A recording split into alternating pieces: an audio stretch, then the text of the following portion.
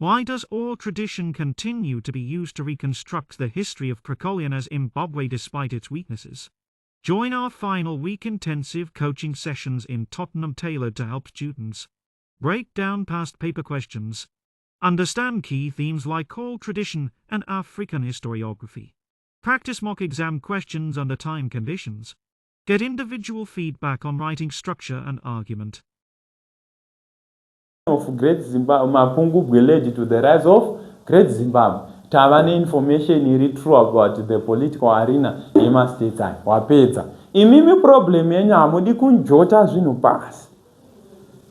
Ukupapata. Ende kana tiri kuexam hatikopere question, hatina need yekukopera question, haito havane nayo. Iwe ukangonyora about number 1, wakutotanga unyora nyaya dzako. The moment uchatanga kukopera question, uri kutopedza time.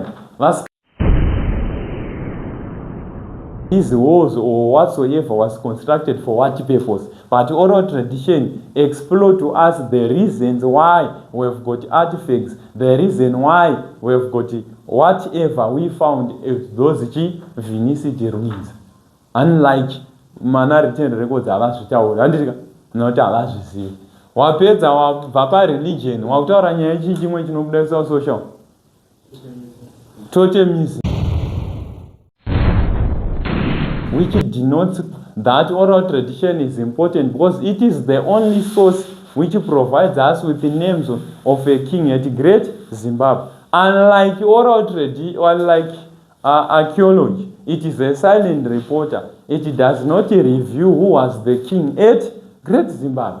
That's why it is oral tradition. Furthermore, it gives us actual names of places.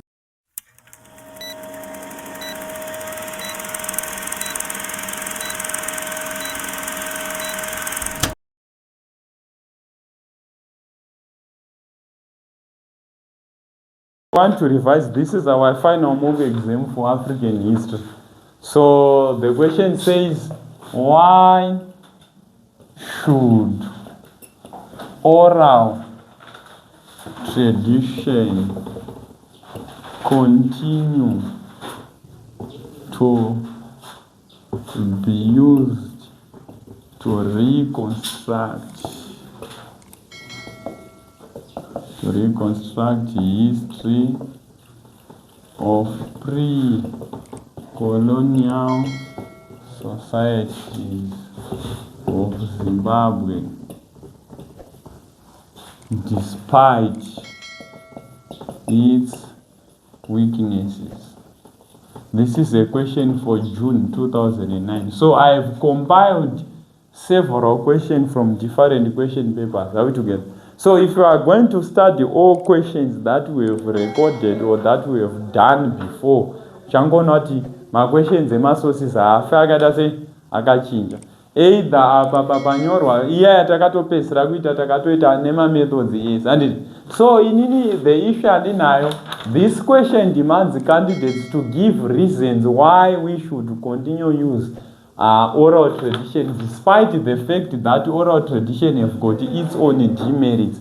It means that we are going to explore political, social and economic reasons that are associated with oral tradition information, which is information that is passed by the word of mouth from one generation to the other, as it explore political, social and economic concerns, how it impacted the societies. Yakakosherei, tiri kutsvaga kuti oral tradition yakakosha papi zvinoita kuti tirambe tichishandisa. Saka tikutanga tataura ma-strength e-oral tradition handika over ma-weaknesses emamwe ma-sources. However, tozenge tichiburitsa ma-weaknesses e-oral tradition achi-overridwa nemamwe. Saka that's why we say kuti when we are dealing with the questions that denotes ideologies that deals with the sources of history, we must know that we use what we call the multidisciplinary approach.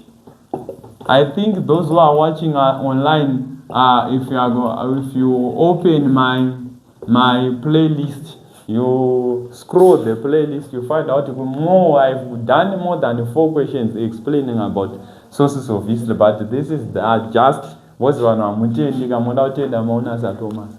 Saka panapa takati isusu kana tinyora history tinobuditsa ma-political issues.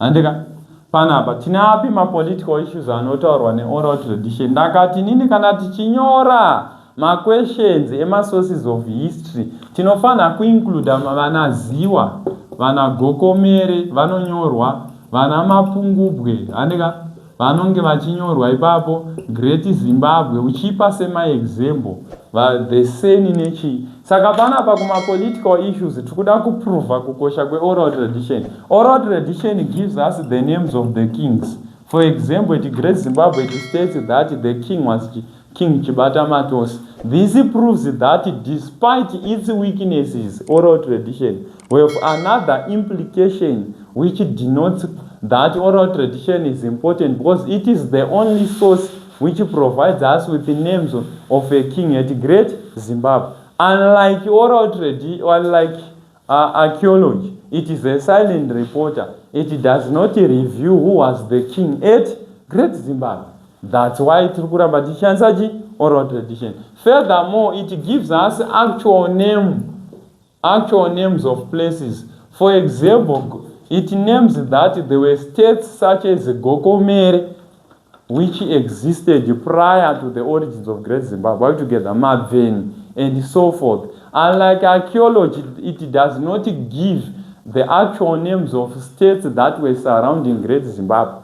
Linguistics, it even affected by issues of, in linguistics they say Gukume, because European writers' written records cannot explore the actual name of Gokomere. Saka why tichikushanisa oral tradition. Furthermore, chichimwe chatinacho ku political apatapuwa name state chichimwe. We are explained the role of Tumbare, role of the army. Who was the Tumbare? What was his duties? Vaita nezvei. And then tapedza ku politics kutoti however a vertical approach kuti tapedza kunyora paragraph iri neiri toenda pazasi tononyora kuti however despite the fact that oral tradition is important because it explore political issues in terms of pre-colonial history, it have got its demerits. For instance, individuals are affected by memory lapse. By so doing, they cannot tell which state originated first between Great Zimbabwe and Gokomere, or between Mapungubwe and Great Zimbabwe as states exist in the pre-colonial era. That's when we introduce written records because it writes information in chronological order. For example, according to DNB, the decline of Great Zimbabwe Mapungubwe led to the rise of Great Zimbabwe. Tavane information iri true about the political arena yema states aya wapedza. Imimi problem yenyu hamudi kunjota zvinhu pasi. Urikupapata. Ende kana tiri kuexam hatikopere question, hatina need yekukopera question, haito havanei nayo. Iwe ukangonyora about number 1, wakutotanga unyora nyaya dzako. The moment uchatanga kukopera question uri kutopedza time. Vasikana ndima ndakaona mune problem, vakomana vachadaro. Vasikana ndimune problem yotoda kutanga time yauchanyora question fanike iri pa number 5 remutapa. Vamwe watova paragraph 2 uchingonyora question. Ukapinda muexam ingononyora kuti number 1 weekend ipapa ndikukupa bepa muzviite munhu handisi kuamaka. Kungopinda muexam ungonyora apa kuti number 1 tese techitoziva kuti pa number 1 pabvunzwe, number 3 pabvunzwe handiti. Saka hatina need yekuswana kudzokorora kunyora question. Zvevinyu zvekuti maida kurevise haizvozvo hatisina kare kunzi revision manzwa nayo. Saka muexam hapana kuda kurevise kupi. Muexam unenge uda kurevise nani? Murida ungonomakwa number 1 yako utongonyora answer takaenda. Chakakosha munhu notawo mapoints pa. Anokona kuti inini ticha wako chane kuziva kwese kwandoita ndotonyora zvinhu pabodi. Ndiri kutonyora kuti mapoints kuti ndichabva apa ndoenda apa ndoenda apa. Iwe udangopinda chete wakati dry hands unokuwara. Boxing chaiva ndopfeka magloves ekurwisa. Ndikupapata. Then tapedza nyaya dzepolitics. Toya panyaya dzesocial. Uku kungoitawo but takazvipedza kudhara. Kusocial totaura nyaya dzechi what oral tradition reviews about social issues. We have got the issue of religion. Taking consideration of social issues, oral tradition reviews the concept of religion, which was said it have originated in Great Zimbabwe, known as the Mwari cult, whereby the Great Zimbabwe, according to oral tradition, was constructed as a worshipping center, according to Tyndall. And this proves the importance of oral tradition despite its weakness. Why? Because archaeology, artifacts cannot speak themselves that these walls or whatsoever was constructed for what purpose. But oral tradition explore to us the reasons why we've got artifacts, the reason why we've got whatever we found as those Vinicity ruins. Unlike written records havazvitaura noti havazvizivi.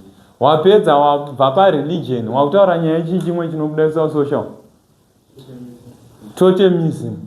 It states that the people at Great Zimbabwe were of Hungwe totem, and it was their sacred animal, the Hungwe, and it is explored by the Shona-speaking people. And unlike archaeology, they just found the soapstone beds, but those soapstone beds, they cannot speak the reason why they were sculptured. And tabuditsa reason yekuti why oral tradition chiramba ishanswa. However, despite that, oral tradition has got its strength, it has got its shortcomings. For instance, what are the shortcomings of oral tradition in terms of social issues? The elders may die before telling the young ones the reasons why the soapstone beds were sculptured, and the generation to come vanosara vasina information yekuti why zvaivekwa handiti zvatodhava. Saka ndo maitira maifanira kungoita tangoitawo ngotiwo memory isangorasike. Touya paeconomic tine zvinhu zvakawanda, tine maissues api atinolinga.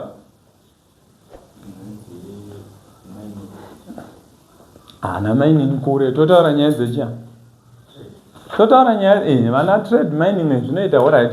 Togona kutanga mining. According to oral tradition, mining was one of the important economic pillars in Great Zimbabwe. They mined minerals in surrounding society such as Jaunda Mountain and whatsoever, and these mining activities or even iron, it improved their economic setup whereby they started to cultivate crops in nature according to Nana S. Mavuru Nana.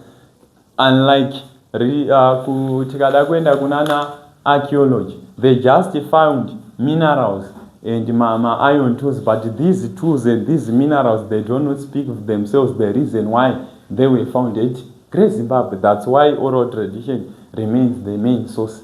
Furthermore, we can take note of trade. According to oral tradition, the Great Zimbabwe inhabitants, they traded with the Swahili traders and several individuals of the East African coast for them to gain other foreign goods. Unlike it kind of archaeology, kuno excavate kana kuti ceramics nechi and atinatoziva the reason why the ceramics were found, to an extent that according to written records they suggest that maybe Great Zimbabwe was built by the foreigners, but written records, oral tradition, proves to us that Great Zimbabwe was constructed by the Shona-speaking people, but these foreign goods were found mainly on the basis that they practiced international trade. However, despite that, oral tradition has got its strength in explaining the economic setup. It has got its demerits.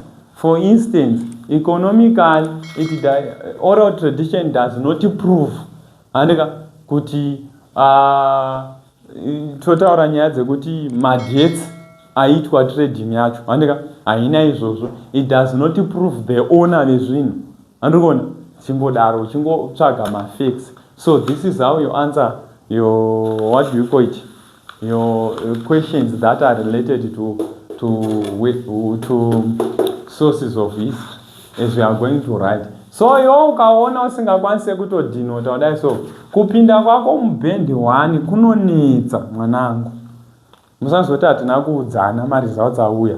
Kupinda kwako mubhendi 1 me-A muya kunonetsa nenyaya kuti kune umwe mwana anenge achidai so achinyora nyaya dzake dzichinakidza dziri proven multidisciplinary approach yakaita sei yakaexplain iwo hako uchiita hako zvanatumbura tigochezazvo havamirire izvo zvakumana wekumount pleasant vanoda kuona nyaya dzakanyorwa zvakanaka handiti hatidi kuramba achitaura kana ukaona kutoti hausi kuzvinzwisisa beta utorege kunyora ndosaka pane 12 maquestions aunokwanisa kunge uchisarudza kureva kuti izvi kana zvichikuvhiringa beta utosiya kuti ndamasiya ndazve ende nyange ukanzi wapasa unakwanisa masources haisi mhosva futi asi handisi kuti haanzo ndiringoti kana waona kuti zvinokunetsa beta usiye handiti bosi pane pamwe pekuti